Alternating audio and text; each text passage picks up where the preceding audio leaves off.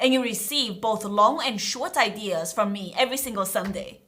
So this is my AMC short execution on the first day it gapped up. I'm always more bearish of AMC than GameStop because this company, AMC, they essentially can do offerings and raise money anytime they want with their AMC preferred shares. Again, this is their way of doing dilution all the time. It's not good for their investors. There's no buying forces in the world or hedge funds getting squeezed that can outweigh the selling pressure from the company diluting their shareholders and selling paper. So that's why I almost never trade AMC on the long side anymore since 2021.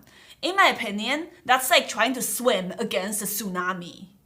Fun fact about me, I know no one asked, I'm a really good swimmer. I used to be on the swim team and I used to be a lifeguard. But I would not swim against the dilution of AMC. So let's take a look at this AMC chart now on that huge gap up day. You can see it also lasted 2 days, just like GME.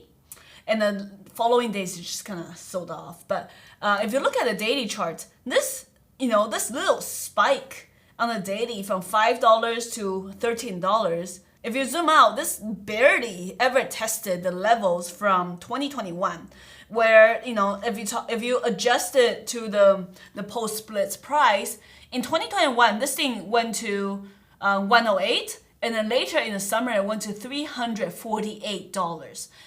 Now with a short squeeze, gamma squeeze from a couple weeks ago, it was only able to test $11. So it's kind of funny. Just because of all the dilution they've done with the preferred shares. So if you look at AMC pre-market, again, when I trade these things, I call them sector plays or sympathy plays. They all kind of follow one leader, which in this case is GameStop. So when GameStop was testing highs pre-market, AMC definitely followed from $7 to $13 pre-market, pulled back sharply with GameStop. And at the open, you can see it halted down multiple times, just like GameStop. Now, this thing was actually able to test the pre-market levels. You can see this consolidation area pre-market, this zone here around, let's call it 1050.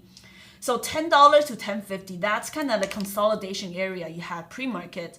And it was unable to reclaim, stay below VWAP, just like GameStop. And you can see this thing actually faded all the way down. So it was weaker than GameStop because GameStop didn't fade this much. And with the fade, it faded into the midday, but bounced back up into the close. But with AMC, like you bet every single time the stock gaps up, the company is selling paper, right? Like we talked about earlier. So on that particular day, I planned on the shorts for AMC. I wanted to see the stock under $10.50 and $10, that key level we talked about, and especially if it stays below VWAP.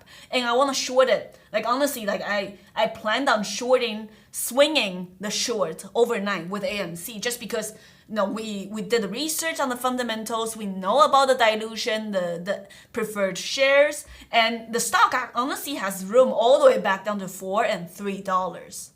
So let's take a look on my execution here on the first red day short. So you can see the stock, I had this pre-market scalp short here, covered it all. Pre-market just scalp from $12 down to $10.50s, not bad.